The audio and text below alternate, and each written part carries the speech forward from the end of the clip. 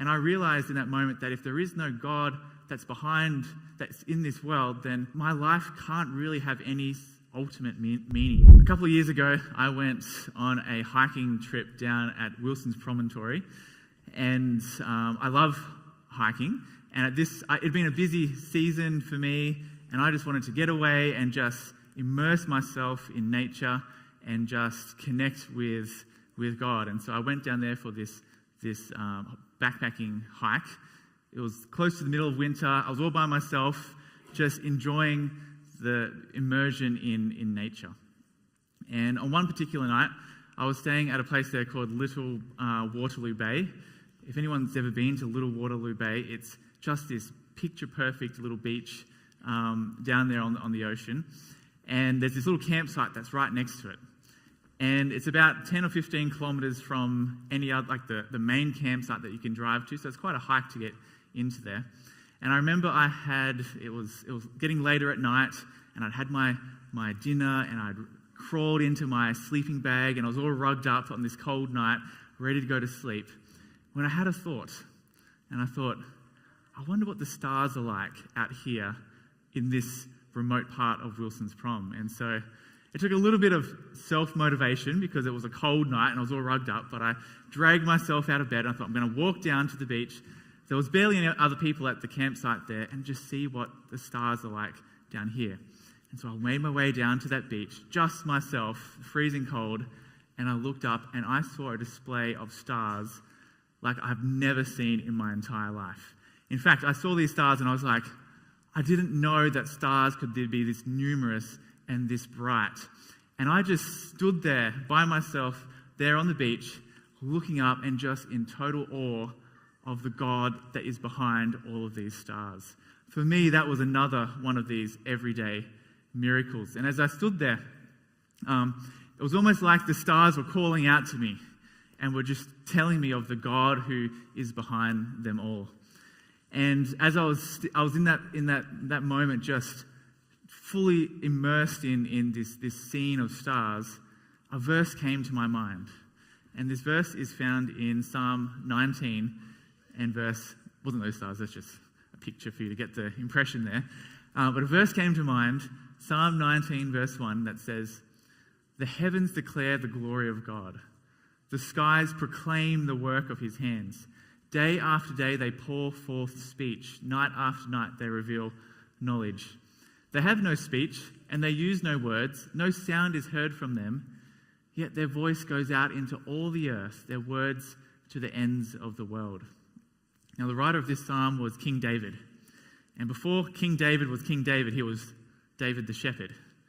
And I imagine he had a lot of nights out on the hills where it was complete darkness, where it was just him and he was looking up at the sky, and probably having moments just like I had down there at Wilson's Prom, where he was looking up at the sky and it was like it was calling out to him. There was something about it that was just capturing his imagination and capturing his awe.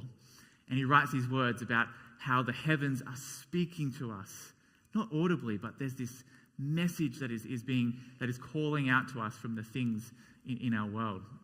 But what are those things calling out? As I said there in the previous verse, the glory of God, the goodness of God is there written into the things that God has made. So I'm there and I'm thinking of this Bible verse, but my mind was also taken back in this moment to another experience I had almost 2 decades earlier. And so back when I was 15 was when this experience had. And to give you a bit of context, I grew up in a Christian Seventh-day Adventist home, and I was baptized when I was 11. And so prior to this experience, I had a lot of church and a lot of I'd been taught about. I went to Sabbath school and I went to church, and so I'd heard a whole lot about God, and that made up my worldview at that time. But this particular night, I was lying in bed, and I was thinking about the God that I had been brought up to believe in, and I was thinking about all those kind of infinite qualities that we use to describe God. How God is all powerful; He can do all things. I was thinking about how we talk about God being in all places. He's everywhere. I was thinking about God, how He's all-knowing. He knows our thoughts. He knows the future. And God is all-loving, and all those omnis that you might have heard before, omnipresent, omniscient, omnipotent, all those things that describe these infinite characteristics of God.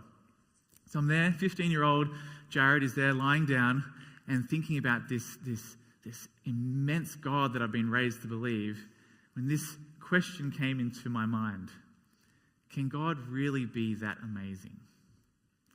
Is it possible for a being to really have those kinds of characteristics? I'm seeing a few heads nodding here saying, yes, yes, yes. But this is me, 15-year-old Jared. I'm thinking here, I'm mind boggled by these characteristics of God. And so I keep thinking down this line of questioning. And the next question I asked myself was, well, why do I believe this God exists? And I remember lying there in my bed, thinking about this question. Why do I believe that kind of a God exists?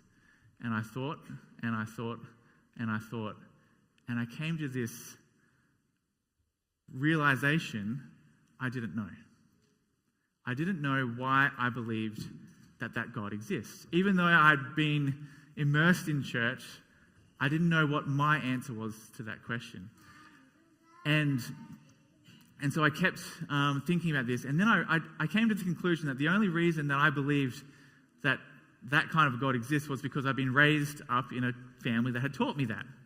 And then I realized that, if I'd been raised in any other home, I would probably be just as sincere in whatever other religion that home was about, whether it was an atheistic home or a Muslim home or a Buddhist home. And in that moment, I realized that wasn't a good enough reason for me to believe in God simply because I'd been taught that. I needed something it was my reason. I needed to have a reason for myself. And so I continued thinking about this, realizing I didn't know why I believed in God. And the next question it led me to was an even scarier question, which was, well, what if God doesn't exist? And I'd never actually ever considered that before this time in my life. And I thought, what if God doesn't exist? And the answer that came to me was quite terrifying. I started to think about the reality of death if there is no hope beyond that. And I realized in that moment that if there is no God that's in this world, then my life can't really have any ultimate meaning in life.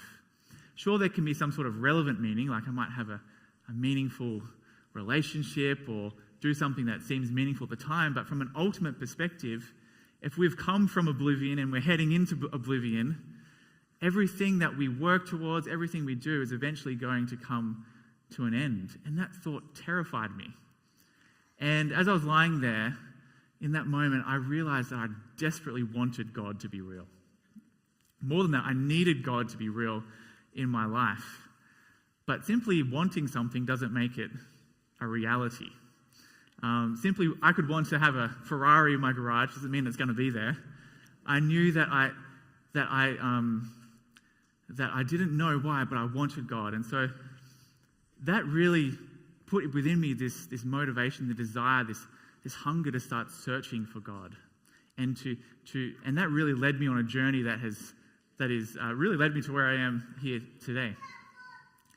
So I was there lying down and I was thinking through these things, and you can imagine I wasn't going to get a whole lot of sleep after that line of thought that I'd been thinking about. And so I remember I walked outside and I went and I sat on the steps on the veranda just outside my room, and I just sat there just reflecting on these thoughts that I'd had, and I just looked at the scene that was before me. Now, my parents' place, there's this big paddock in front of their house, and there's this dam down in front, and the moon was reflecting off the water there, and the trees, there was like a silhouette of the trees, and it was just a beautiful scene, and the stars were shining above. And I'm there, and I'm just looking at this beautiful scene when another question popped into my mind, which was, what makes more sense? What makes more sense of what you're looking at as you look at the trees and the stars and this beautiful scene before you? And in that moment, deep in my heart, I knew that God made more sense. And it was like in that moment, God was reaching out to me saying, I'm here. I'm here. I'm the God behind all of this beautiful creation that you see. And so in that moment, remember, I realized that I needed to re-find my faith, rebuild this belief in God. And that was like God had given me the first brick in that new structure of faith, which was the God that's behind the incredible world that we see. Now, in the months and years that led from there, I really started searching and looking for God.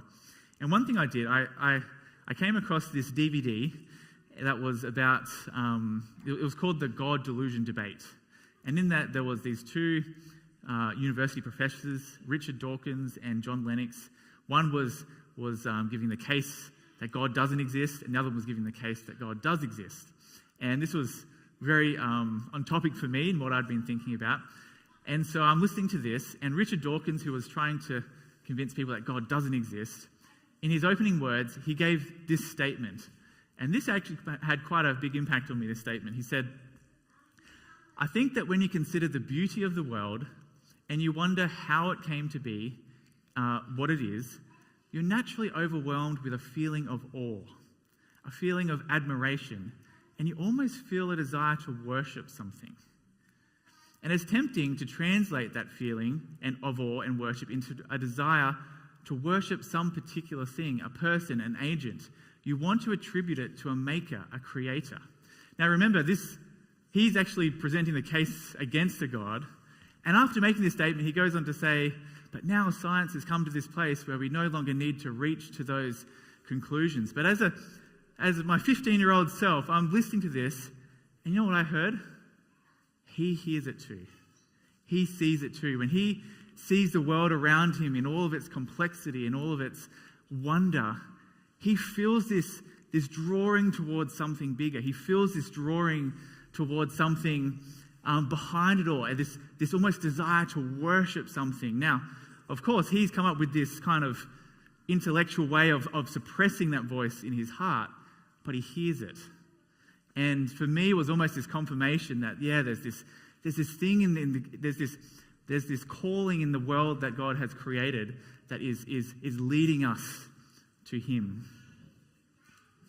Another thing that I came across in this search, looking for God, was I went along to this church conference called AYC. Some of you would have heard of this. And while I was there, they showed this video which was talking about the search after God. And they used one of the key verses in this video was this promise that you see here on the screen from the book of Jeremiah. And it says, "You will seek me and find me when you seek me with all your heart." Now, in this video, there was this illustration about the game hide and seek. Now, in my family, hide and seek is a bit of a fun game. And the way that we do it when Alora and I play hide and seek is it's not people that are hiding, but we hide teddies. And so Alora goes around the house and she finds all her favorite teddies and she brings them to me. And then I have this huge armful of teddies, and I go into a different room and I start hiding them around that room and around the house. Sometimes I put them in a drawer, or I put them under a blanket, or I put them under a pillow. And then I go into where Alora is, and Alora says, "Ready or not, here I come." And she goes looking for those teddies, and she's excited every time she sees them, just like you see here on the picture. Now, as Dad, I have the ability to hide these teddies in a way that Alora will never ever find them. I could put them deep in the drawer, under the clothes. I could hide them up high that you couldn't reach it. I could put these in places where Alora would look and look and look and eventually give up because they seem too hard to find. But that's not the intention of the game. The intention is actually to find these little teddies. And so when I hide them in a way that they're actually discoverable, where you can find them. And so if I put the teddy in a drawer, I leave an arm that's sort of hanging out, squished between the drawer. If they're behind a pillow like this, I see the little bit of the head sticking out of the teddy, because I actually want Alora to come in and discover and to find these teddies. And in this video about this promise, this was kind of the idea that was being communicated here, that God is like in this game of hide and seek, and he's hidden in the world around us, but he's hidden in a way that he's purposefully discoverable. He's purposely placed himself in a world that if we look for him, if we seek for him, we will find him. The promise is there. If you seek, you will find me. God actually wants to be found from us. And the promise is if we go searching, that we will find him. And so, as I was listening to this video, this was like God's promise to me in this moment, that it's like God was saying, hey, I'm here, but you need to search for me, you need to seek for me. And if you go on that journey, I promise I will reveal myself to you. And so I took that on, and I started looking for God, and I started searching for God. And what I started to discover was I was finding God showing up in all kinds of places in my life. And this is one of the pages in my Bible. I wrote in the back of my Bible this, it said, working of God. I just wrote all the times when I saw God at work in my life. And sometimes it was answered prayers. Sometimes it was, I'd face some sort of challenge and I'd pray, and I just felt God carrying me through that experience. That really was just like, I felt God's presence in my life. Other times it was when I was reading the Bible and I saw the verses starting to connect together, and the Spirit was moving in my heart, and I felt God speaking to me through the words of Scripture. Other times it was just when I look back in my life and I saw the thread of God's providence and the way that he had connected me to this person and this opportunity and this thing, and I could just see this amazing way that God had led in my life. And as I began to see God more and more, this faith in me began to be rebuilt and began to get stronger and stronger. And as that was happening, I started to discover this renewed sense of meaning and this renewed sense of purpose and this renewed hope in what God has in store for us. And as that began to be renewed in my heart, I had this renewed sense, or this desire to start sharing that with others and to share what God had become in my life and the difference that he had made in my life. And so I started seeing God in all these different ways. But one of the ways that was most profound for me was just what had happened right at the very beginning when I was sitting on the stairs at my house and I was looking out at that scene. I saw God in nature. And as I looked at the world around, whether it was the animals, whether it was the birds, whether it was the flowers, whether it was the stars, I began to just see God showing up in all the everyday things around us. These things I'm calling today the everyday miracles around us, where we see the miraculous hand of God and the fingerprints of this all-powerful, all-wonderful, loving God that we serve.